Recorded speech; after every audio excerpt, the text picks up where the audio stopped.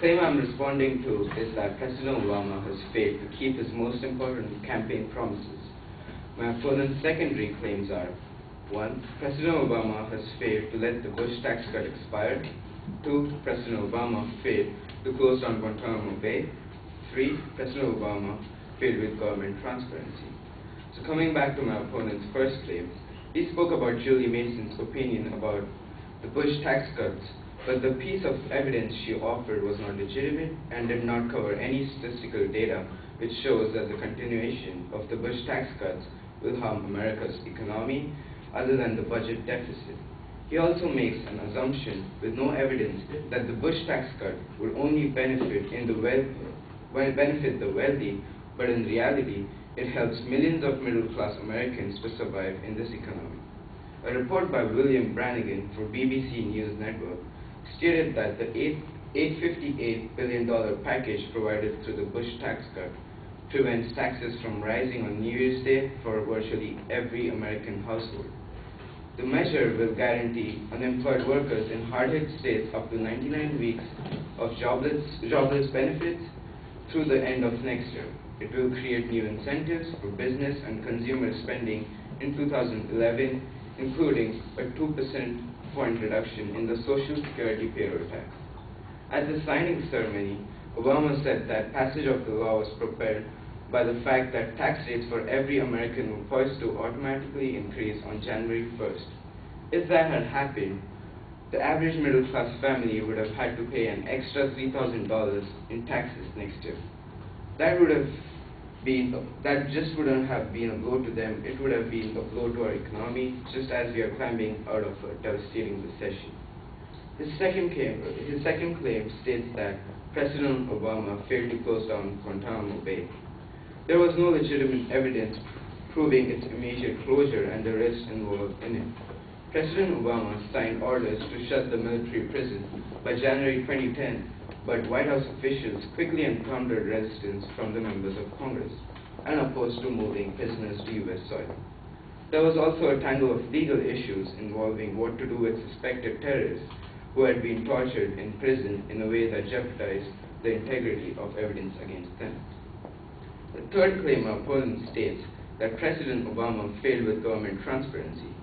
The piece of evidence provided by my opponent only explained the president's failure to not sign a bill for at least 5 days. I would like to provide some evidence from the White House press which elaborates President Obama's efforts to have government transparency. President Obama signed an executive order that will help improve government transparency by standardizing and limiting the use of control markings, document designations, designed to limit disclosure of unclassified information within the government to the public and Congress.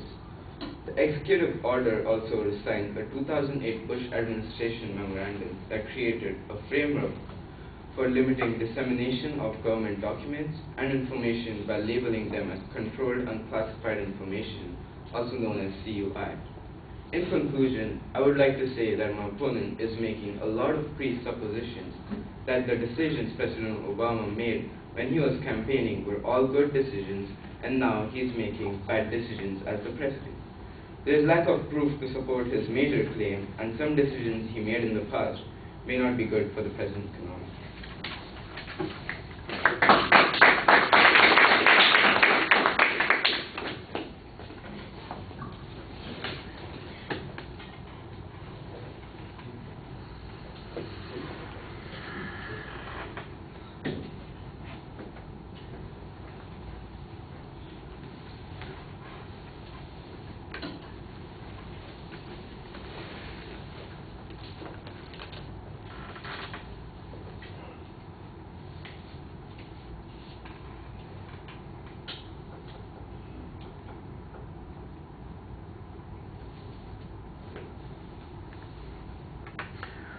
All right, all the structural stuff is fine, so all of the individual points are signposts as you go through them. The challenge on the Bush tax cuts, I thought you had a good counterclaim on this particular point, and the justification for making the decision that the President made. In essence, the argument is largely that there are benefits to everybody, that this is a good deal to make, and this is a compromise that's necessary. Does it in fact contradict the promise that the president made when campaigning. I think you needed a little bit more explanation about why it doesn't do that. But why he went ahead and extended the cuts, you do clearly explain, so you give a good argument on that point. On Guantanamo Bay, you've got good information that suggests the president has taken whatever actions he could to close Guantanamo Bay, but now your suggestion is that the failure to close it is not his responsibility, but rather it's opposition that came from the legislature and legal issues that stood in the way. And I thought that you had an okay argument here. I think you needed a little bit clearer summary of that position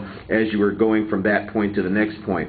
On the issue of transparency, again, you've got a good piece of evidence, a counterclaim on the transparency issue. You suggest that the advocates' focus on the amount of time for the bill signing is insufficient to really demonstrate that transparency has been achieved. I think that that's probably a good argument to make. However, you don't really have any evidence that says that this executive order and the CUIs, for instance, have increased transparency either. So I think that that's a little bit problematic. I thought you had a good summary of the point that you were trying to make, in essence, that the way the president's being assessed is not necessarily reflective of the choices that the advocate made in choosing which incidents or examples to look at. All right. Thank you.